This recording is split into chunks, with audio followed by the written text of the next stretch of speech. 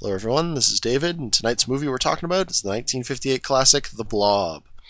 Now, The Blob is about an amorphic mass that comes from space to consume all life on Earth. Let's talk about The Blob itself for a second. The Blob is a amoeba of sorts. May not actually be specifically an amoeba, but it functions akin to one. It's an amorphous mass. It doesn't have any real distinctive shape. Goes around, consumes things, kind of digests them, and is mostly immune to conventional weapons. They don't really try a lot on it, mostly just guns. I mean, a doctor throws acid on it at one point, it just kind of doesn't do anything. Turns it a little brown, and then it just gets better. So there isn't a wide variety of attacks used. I think they electrocuted it at one point, and that seems to work a little bit. But other than that, you don't get the full battery of science hitting the thing. But then again, there aren't any scientists in this movie to do that. So in terms of abilities, it's kind of lacking, and it's not actually a traditional kaiju. It doesn't get to what I'd consider kaiju proportions. Not quite. It gets to be about the size of a small building, big enough to consume a diner, and that's about it. But I mean, it's a classic movie, and I felt it would be important to review it. So let's get on to the movie itself. Well, the movie opens up. These two guys, a guy and a girl, Steve and Jane, and they're at Lover's Lane. They're having a romantic evening, if you will. Romantic for the 50s, so they're not really doing anything. They're not having sex or anything like that. They're not even kissing, if I remember correctly. Or maybe they kissed.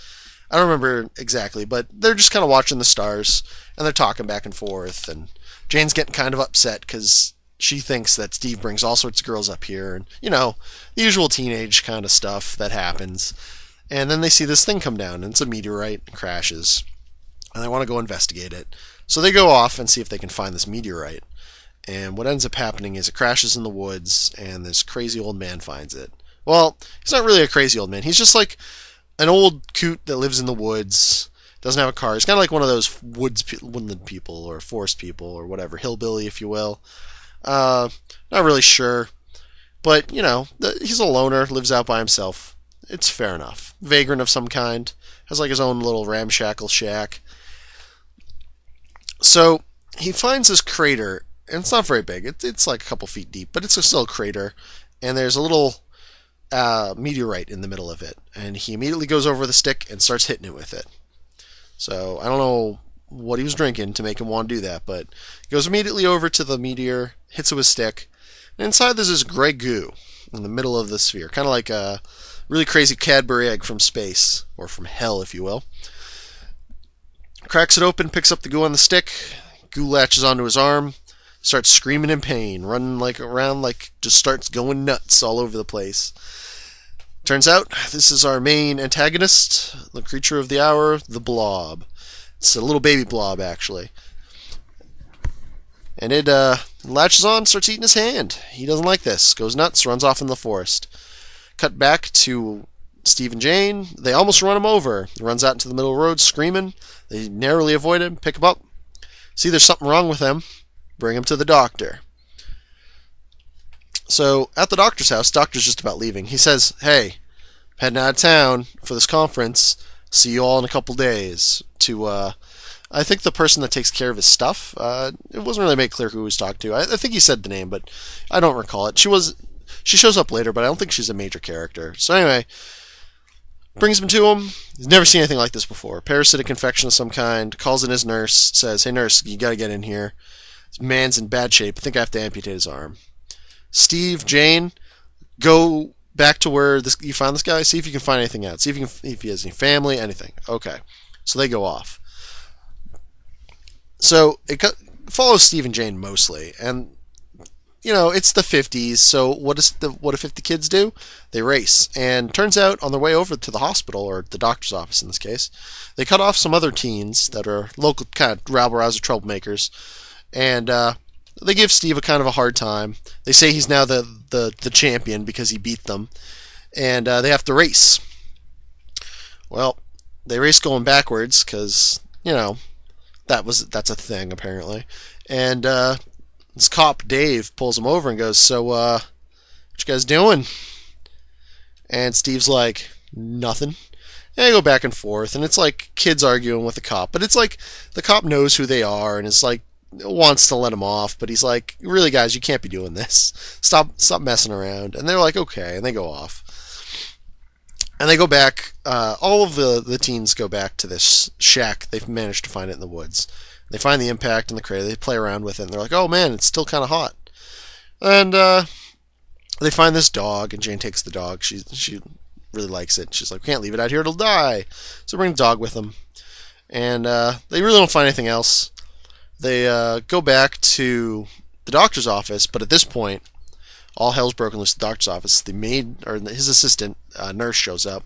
The blob completely eats the man. You don't get to see this, unfortunately. He's just not there anymore. Now, the blob is a very tidy guy. He eats the entire body, but he does not mess up the gurney at all that it was on. Not covered in blood, not covered in goo, not even ruffled. It's as good as the day. It's as if the body was just taken off and moved. Kind of funny. He's very polite like that. He's very.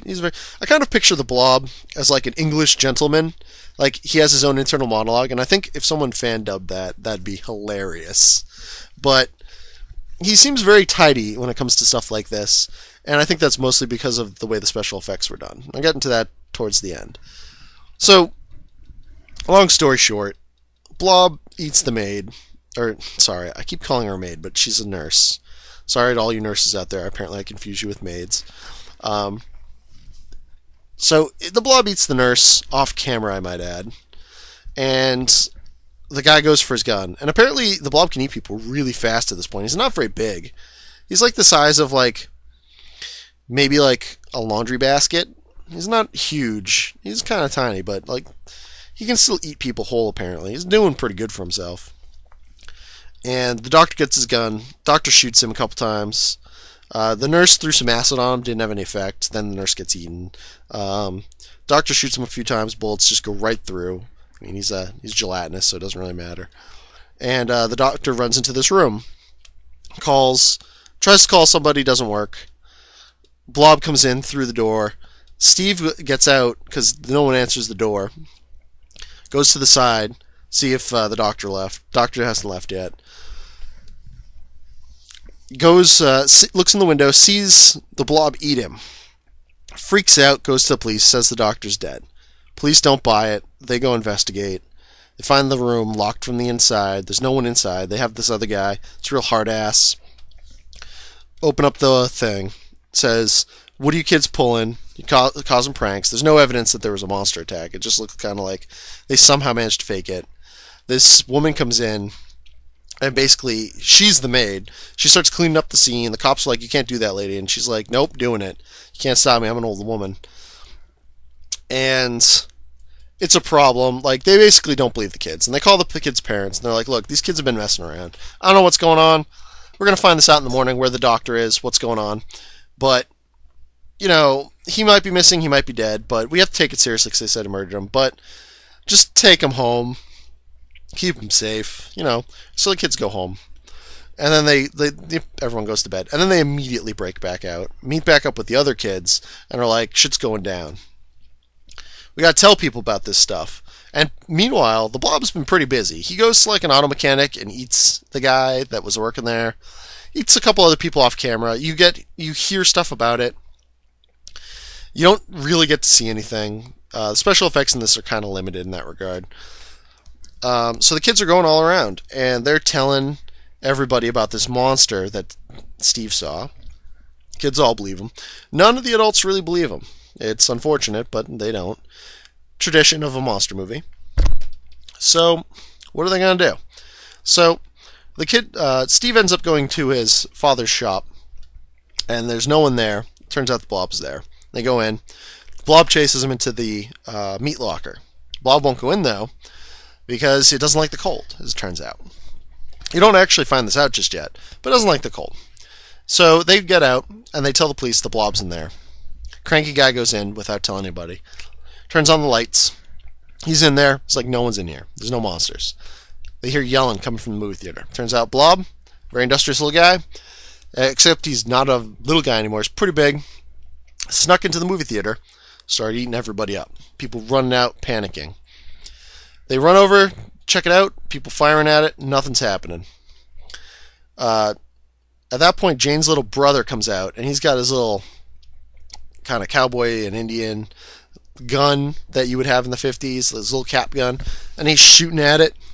Nothing's happening, obviously. Doesn't infect it. And they run into this diner across the street. Blob engulfs the diner. They go down to the basement. In the basement, they get the idea, hey, let's get a fire extinguisher. Let's try to stop this thing, because it didn't want to eat us in the meat locker. Let's see what can happen. So they use the fire extinguisher to chase it away. I think they also electrocute it, but it doesn't really seem to affect it all that well. And it drives it off enough, and they, I believe, get fire extinguishers and freeze it. And that's pretty much the end. It's a relatively short movie. And they ship it off to the Arctic, so it won't thaw out, because it doesn't thaw naturally unless it's warm and whatnot. So all of this happens over the course of, I want to say, probably about 6 hours. That's a pretty short amount of time. Just think about that. It went from basically like a small little thing to eating a good portion of the town in about 6 or 8 hours. Probably on less, I'm going to go with less time. So probably about 6 hours. So that's a pretty efficient little monster. If he had kept going, he would have consumed quite a bit and been way too big to deal with. So it's a good thing they got to him when they did. Now, I know a lot of people love this movie, but in watching it again, it had a hard time holding my attention, and I think the reason for that is I'm a little too old to really, or a little too old. It's a little too old to really capture the sort of life in the 50s for me. I wasn't there, and I wasn't close to being there, so it doesn't work as much. Like, I understand like the teenage rebellion, and that's cool, but it doesn't work as much for me because my youth was completely different. That being said, it's not a bad horror film. I definitely recommend seeing it at least once. And a lot of people do truly love this movie, and it is quite good.